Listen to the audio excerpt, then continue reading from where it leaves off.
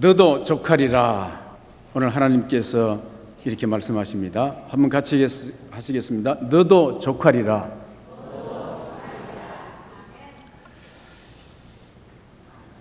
요셉이 주변에 있는 모든 시종들을 소리쳐 다 물러치고, 그리고는 통곡하며 형들에게 자기가 요셉인 것을 정체를 밝혔습니다. 그러자 그동안 근엄한 애굽 총리 앞에 간절하게 눈물을 흘리면서 아주 긴 호소를 했던 유다는 물론이고 함께 있던 그 형제들이 깜짝 놀라고 두려워 말문이 막혀버렸습니다. 어리둥절을 합니다. 그리고 두려움과 공포에 이제 빠지게 되어졌습니다. 그때 요셉이 말합니다. 형님들, 근심하지 마십시오. 한탄하지 마십시오. 하나님이 나를 형님들의 생명과 형님들 자녀들의 생명을 이 땅에 보존하려고 당신들보다 먼저 이곳에 보내셨습니다. 그런즉 나를 이곳에 보낸 것은 실상 당신들이 아니고 하나님이셨습니다. 이렇게 신앙 고백적인 말로 형님들을 안심시키고 위로해 주었습니다. 우리들의 말이 사람들에게 신뢰가 있고 실제로 위로가 되어진다고 하는 것은요, 그 말 속에 신앙 고백이 담겨 있어야 하는 것입니다. 그럴 때 하나님이 역사하는 것입니다.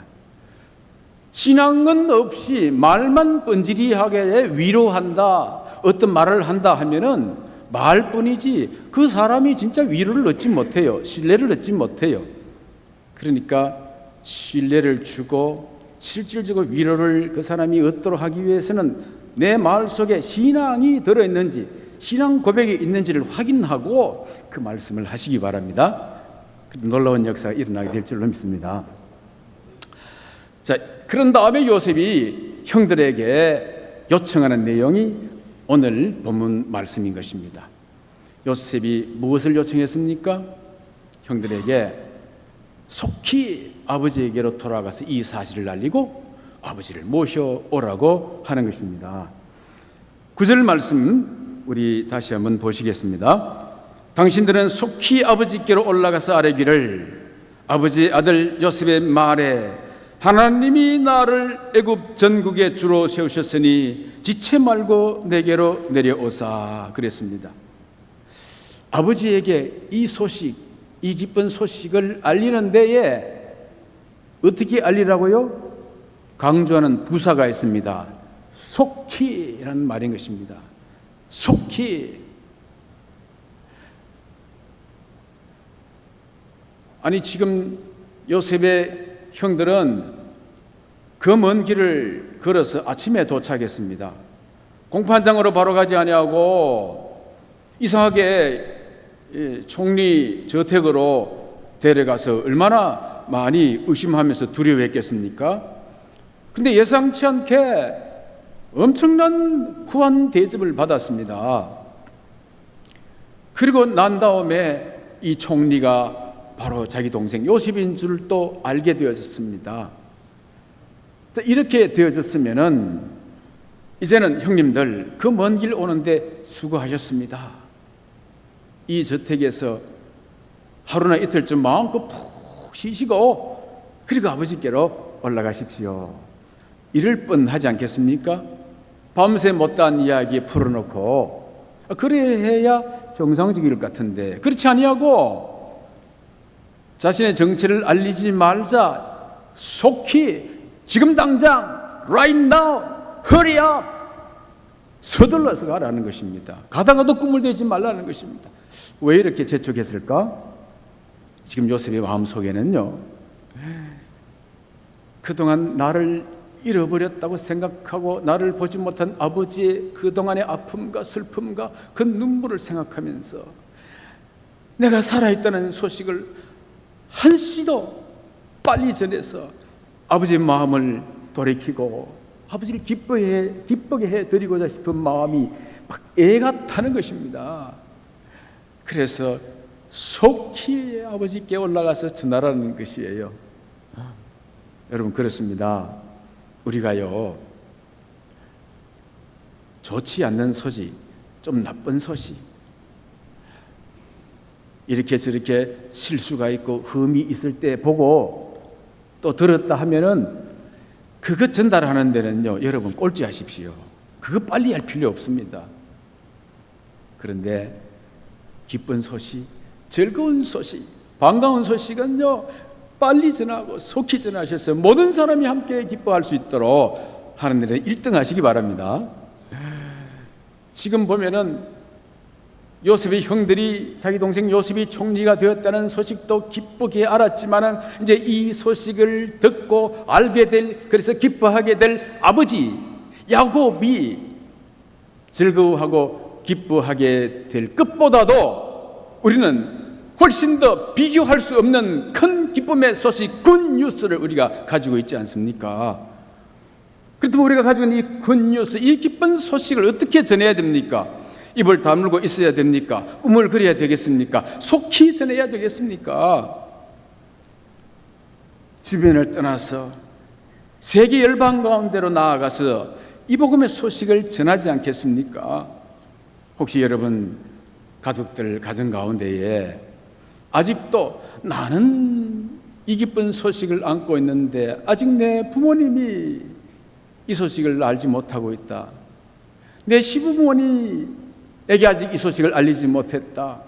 멀리 떨어진 내 형들에게 형제들이 알지 못하고 있다.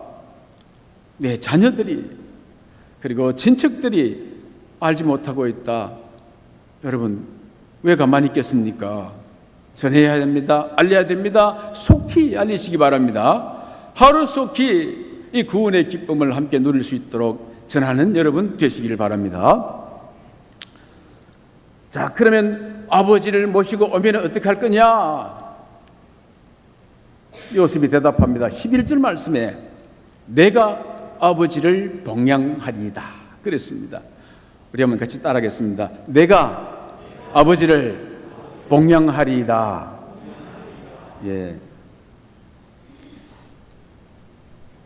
오늘 성경을 여러분 이렇게 낭독할 때에 제가 낭독하면서 강조할 때 여러분 벌써 눈치챘을 것입니다. 어떤 말이 가장 많이 나옵니까? 아버지, 아버지. 성경 전체 가운데 이 짧은 본문 가운데 아버지란 말이 이렇게 반복되면서 많이 나온 곳이 없습니다. 아버지와 아버지의 가족과 아버지에 속한 모든 소와 양떼와 아버지야, 아버지. 19번이나 반복이 되는 것입니다. 그리고 그 가운데서도 우리 이제 연령층이 많으신 부모님들을 가장 감동시키는 말씀이 11절인 것입니다. 내가 아버지를 복양하리이다. 이런 말씀이지요. 참으로 이 메시지는요, 하나님을 참으로 경외한다고 하는 사람은 부모도 이와 같이 공경하는 사람이 되어야 한다 하는 메시지를 주고 있는 것입니다.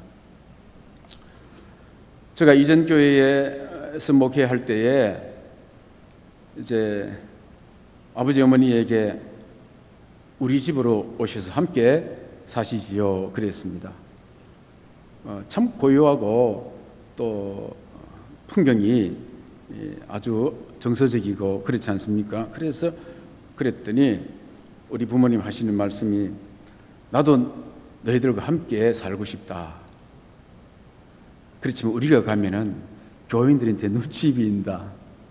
그리고 혹 만에 하나라도 실수를 하게 되면은 목사가 얼마나 곤란하겠노 그러시는 거예요. 그래서 그러실 수도 있겠다. 그런 일도 있을 수 있겠다.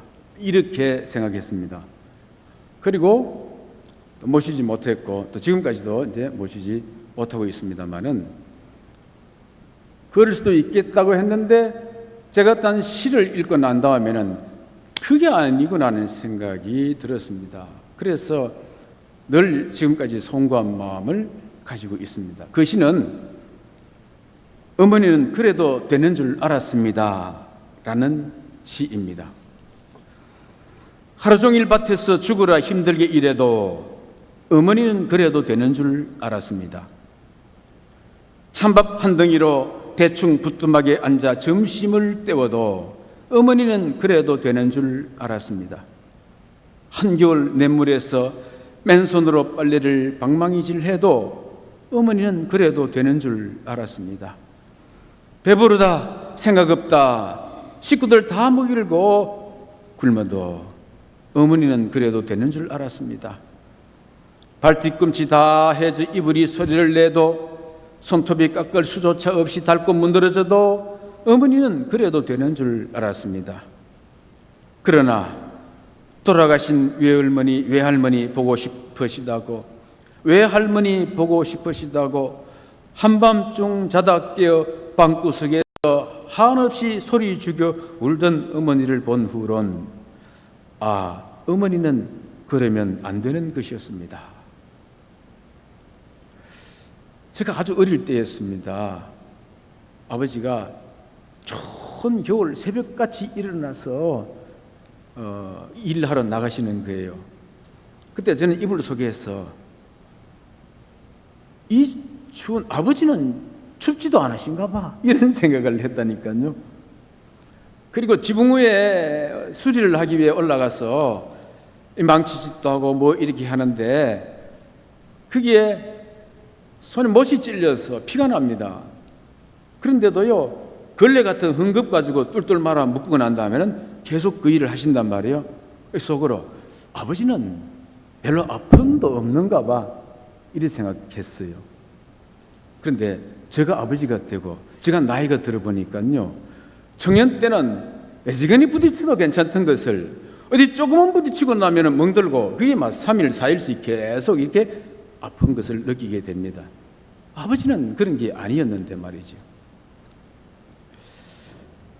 혹시 저희 어머님을 모시고 오더라도 우리 사직제일교회는 눈치 주는 게 아니고 오히려 기뻐할 줄로 믿습니다. 오늘 본문 메시지는 이런 겁니다. 하나님을 참으로 경외하는 자는 부모 또한 공경하는 자여야 한다 하는 것입니다. 저는 여러분들이 여러 형제들이 있으면은 그 중에 형님 님이랑 할 것이 아니고 부모님이시면은 제가 봉양하겠습니다. 자원할 수 있게 되기를 주님의 이름으로 축원합니다. 아멘이 없네요. 자, 그러자 애굽왕 바로도 요셉에게 아버지를 모시고 오라고 합니다. 16절 요셉의 형들이 왔다는 소문이 바로의 궁에 들림에 바로가 그의 신하들이 기뻐하고 그랬습니다. 보통 정치권에는요, 한 권력자를 중심으로 그 형제들, 가족들이 권력을 잡았을 때 몰려드는 것을 아주 경계하고 싫어합니다. 권력세를 형성할 것이기 때문에 그렇지요. 형들에게 자리 하나 주고 동생들에게 자리 주고 이런 것 때문이지요. 아주 경계를 합니다. 그런데 요셉의 경우는 전혀 다릅니다. 바로 왕이 요셉에게 형제들이 왔다. 한두 명도 아니고 11명씩이나 왔다. 그런데 기뻐하고 반가워하고 너희 아버지와 가족들조차 다 모시고 오라고 하고 있습니다. 왜 그랬을까? 요셉 때문이지요. 요셉이 저렇게 신통한 능력과 뛰어난 해안을 가지고 부지런하고 정직하고 성실하게 나라를 다스리는 모습을 볼 때에 요셉의 형제들도 다 요셉 같지 않겠나 이런 것입니다. 저들이 오면 우리나라의 국익에 얼마나 더 도움이 될 것인가 이런 것이지요. 한 사람을 보면 그 가족들 전체가 이런 평을 받게 되어지는 것입니다. 근데 만약에 이들이 요셉을 팔았다, 죽이려 했다 하는 사실을 바로 알았더라면 당장 이놈들 잡아다가 가두어라 그랬을 것 아니겠습니까? 한 사람이 미치는 영향력 얼마나 소중한지, 하나님을 경외하는 한 사람이 있을 때에, 부모를 공경하는 한 사람이 있을 때에 세상 사람들의 반응이 이렇게 나타나게 되는 것입니다. 로마서 14장 18절 말씀을 보면은 이로써 그리스도를 숨기는 자는 하나님을 기쁘시게 하며 사람에게도 칭찬을 받느니라. 베드로전서 2장 12절 말씀에 너희가 이방인 중에서 행실을 선하게 가져 너희를 악행한다고 비방하는 자들로 하여금 너희 선한 일을 보고 오시는 날에 하나님께 영광을 돌리게 하려 함이라. 그랬습니다.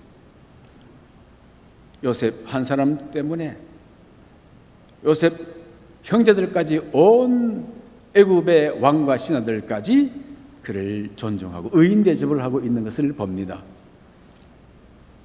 오늘 이제 우리나라의 저출산 문제로 한국 교회에 교회 학교가 점점 축소되어지고 또 존폐의 위기를 가지고 있습니다. 우리 교회도 교회 학교 아이들이 점점 줄어들고 있습니다. 그런데 이런 상황 가운데서도 한 가지 소망을 가질 것은 말이죠. 하나님은 한 사람을 찾으십니다.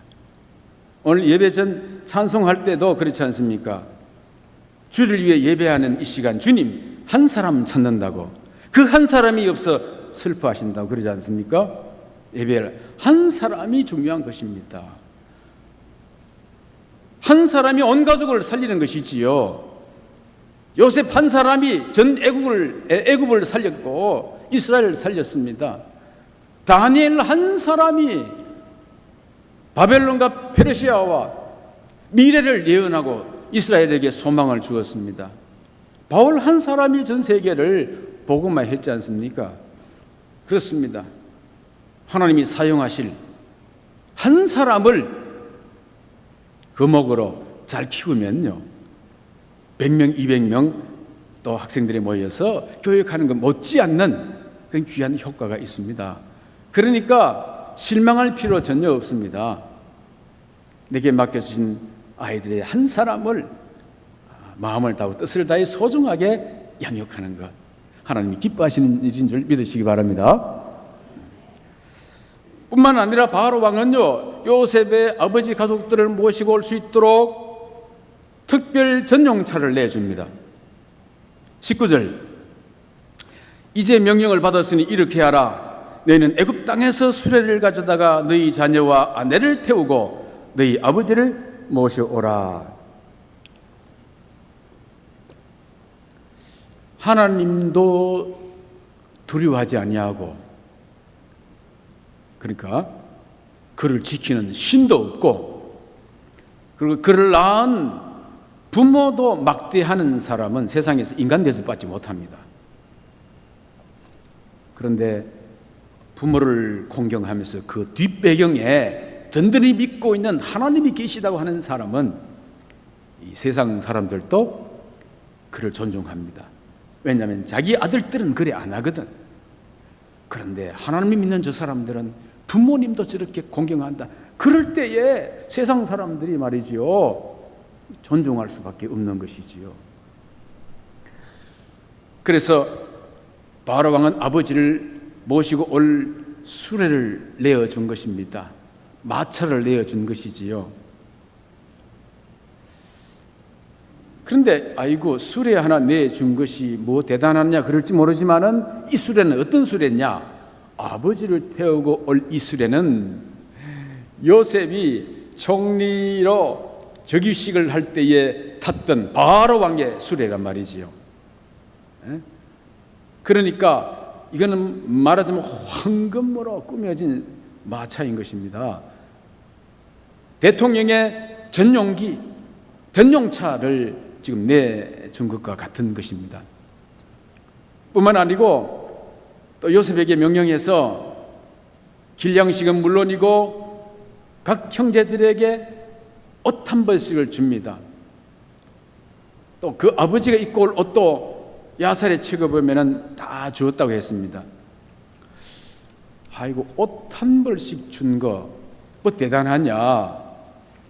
그런데 이 옷은 보통 옷이 아니라는 것이지요. 이 옷은 어떤 옷이냐면요, 왕족들이 입는, 총리 요셉이 입는 그 신분에 맞는 옷을 준 것입니다.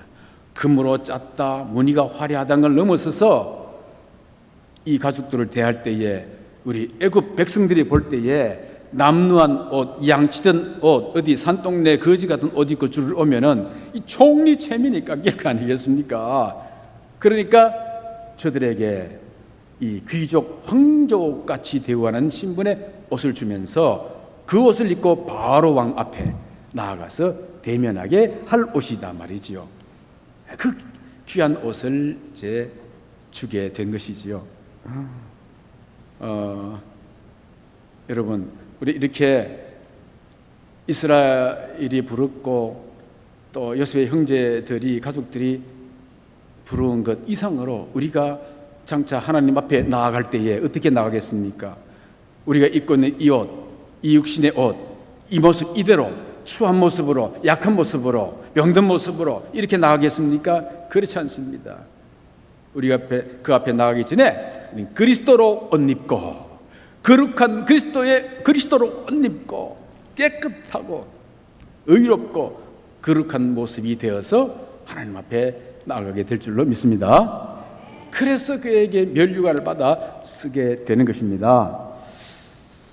우리 성도들도 주를 알지 못하는 사람에게 비난의 대상이 아니라 존경의 대상이 되어질 수 있도록 하나님을 경외하고 부모님을 공경하면서 빛된 삶을 사시기를 주님의 이름으로 축원합니다. 자, 그렇게 되자 생애의 의미를 잃어버리고 살았던 야곱이 기운이 소생하게 되어지고 기쁨이 충만해졌더라 그랬습니다. 28절, 이스라엘이 이르되 조카도다, 내 아들 요셉이 지금까지 살아있으니 내가 죽기 전에 가서 그를 보리라. 야곱의 아들들은 아버지에게 평소 신뢰를 주지 못했습니다. 그래서 곡식을 싣고 온 아들들이 와서 요셉이 살아있다고, 총리가 되었다고 하는 말을 들어도 믿지 않았습니다. 지난번에 갔더니 시몬 하나 또 잡혀있지, 그 전에 요셉 잃어버렸지, 그리고 아버지께 요셉이 죽었다고 피 묻은 옷을 가져다가 증거로 내보였지요. 그리고는 또 세겜의 족속들을 다 속여가지고 600명을 살해해버린 무시무시한 아들이지. 장남이라고 믿었던 르우벤은 아버지 침상에 올라버렸지. 이거는 정말 실망시킬 수밖에 없는 아들들이라 신뢰할 수가 없어, 그들의 말과 행동이. 그러니까 콩이라 해도 잘 안 믿었단 말이지. 그런데 죽었던 요셉이 살아있다, 믿을 수가 없는 것이지요. 믿고지지도 않고. 그런데 한 가지 확실히 들었던 것입니다. 그게 뭐냐면은 저들의 말 아니고 저들이 가져온 증거를 딱 보여준 거예요. 그 증거가 뭡니까? 이거는 가나안, 물론 보통 나라에서 구할 수 없는 황들만 타고 다니는 그 황금으로 꾸며진 마차를 본 것입니다. 이거는 그 아들들이 어디서 구할 수가 없는 것이지요. 그 마차를 보고는 드디어 기운이 소생한지라 그렇게 하고 있습니다. 우리도 사실은요, 아무리 진리인 복음을 잘 정돈해가 전해도 세상 사람들 안 믿습니다. 안 듣습니다. 그렇죠? 아무리 잘 안 듣습니다. 왜냐하면 진리 자체가 신비하기 때문에도 그렇고, 이성적으로 받아들이기 어렵기 때문에 그렇고, 평소에 우리 생활 가운데, 행동 가운데 완벽하지 못하고 늘 실수와 허물이지 않습니까? 그러니까 그런 것들이 있었어도 우리 말을 잘 못 믿습니다. 그러면 어떻게 하면 복음을 확신 있게 전할 수 있는가? 증거를 보여줄 수 있어야 되는 것입니다. 그 증거가 뭡니까? 나도 여러분과 같이 살았습니다. 나도 여러분들 같이 힘들게 살았습니다. 세상 절망하고 체념하고 살았습니다. 그래서 한 6개월 이상 몇 년이나 불면증을 안고 삶의 의미를 잃어버리고 우울증에 걸려서 살아갔는데, 어느 날 한 목사님이, 생면부지의 목사님이 내게 다가오셔서 나를 위해서 기도해 주었습니다.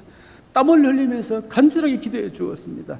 그런데 그날 밤부터 내가 잠을 자기 시작했습니다. 주님은 살아계십니다. 주님을 받아들이시기 바랍니다. 간정을 해야 돼. 간정 속에 복음을 실어서 전할 때에 복음은 잘 듣지 않다가 증거를 보여주면서 그들의 마음이 열리고 혼이 깨어지는 역사가 일어나게 되는 것입니다. 그래서 항상 복음 전하는 사람들은요, 간단하게 진리만 전할 것이 아니라 내게 나타나신 하나님, 내게 보여주시고 역사하신 하나님, 그것을 준비했다가 언제든지 터뜨릴 수 있는 간증의 주인공이 되어야 할 줄로 믿습니다.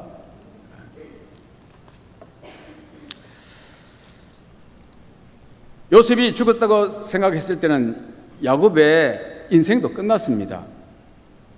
그러나 요셉이 살아있다는 그 소식을 듣고 난 다음에 죽었던 기운이 소생하였습니다. 그렇습니다. 우리도 이 세상 돌아가는 형편을 보고 또 이 환경을 보고 그리고 우리 자신을 바라보고 할 때에 큰 소망이 없고 늘 후회뿐이고 자책하고 실망뿐이지 않습니까? 그런데 그리스도인들이 그런 가운데 환경과 상황 속에 매이지 아니하고 항상 이것을 뚫고 나와 초월해서 살아가는 그 힘이 어디서 나옵니까? 그리스도가 지금 살아계시다는 것 아니겠습니까? 그리스도가 부활하셨다는 것이지요. 그래서 그 부활하신 영이 지금 우리와 함께 하시다고 하는 것 때문에 아니겠습니까? 그래서 우리는 날마다 다시 일어나는 것입니다. 다시 살아라, 기운이 소생하게 되는 것이지요. 그렇습니다. 보통 사람들 이 세상에 뭘 가지고 살아도 뭘 이루었다 해도 나줄 때 죽을 때는 전부 다 허망한 것이잖아요.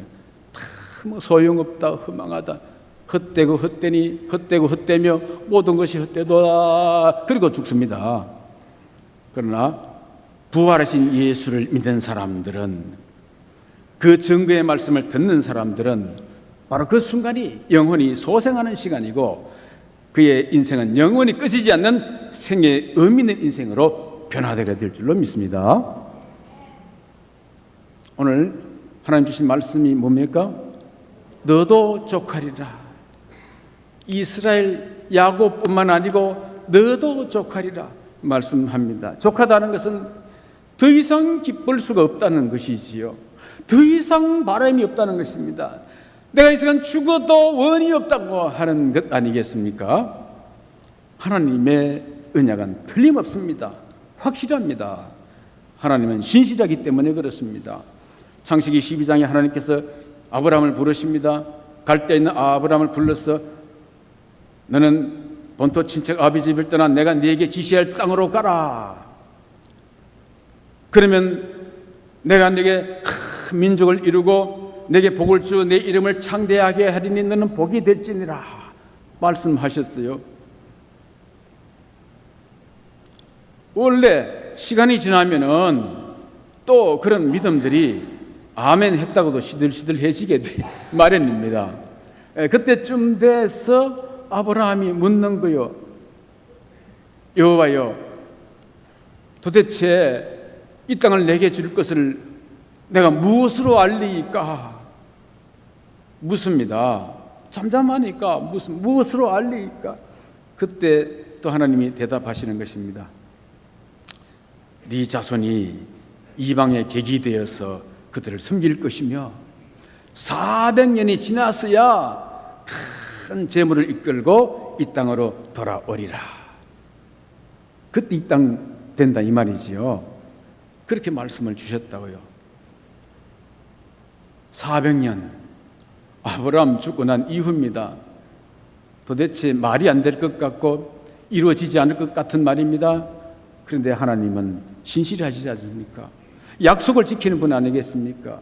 일주일에 틀림없는 하나님은 그 약속을 실천하시는 분이십니다. 왜냐하면 하나님은 능력이 있으신 분이시니까. 천지를 말씀으로 창조하실 능력이, 죽은 자를 살아나게 하신 하나님의 능력, 전능하신 능력이 하나님께 있기 때문입니다. 사람은요, 어머니는 아버지도 잘 믿지 못해요. 왜 못 믿느냐? 부모가 나를 사랑한다는 믿어. 나에게 뭔가 해주고 싶고 잘해줄 수 있다고 생각하는 것은 믿어요. 그러나 뭘 못 믿습니까? 내가 원하는 것을 잘해줄 수 있는 능력은 부모님에게 다 없어. 해주고 싶은데 능력이 안 돼. 능력은 믿지 못해. 그래서 말을 그대로 지키지 못해요. 약속을 지키지 못해. 하나님은 신실하시고 또 능력이 있으신 분이십니다. 그러니 하나님 말씀은 틀림없는 것입니다. 확실하게 믿으시기 바랍니다. 주님께서도 요한복음 14장에 너희는 마음에 근심하지 말라. 하나님을 믿으니 또 나를 믿으라.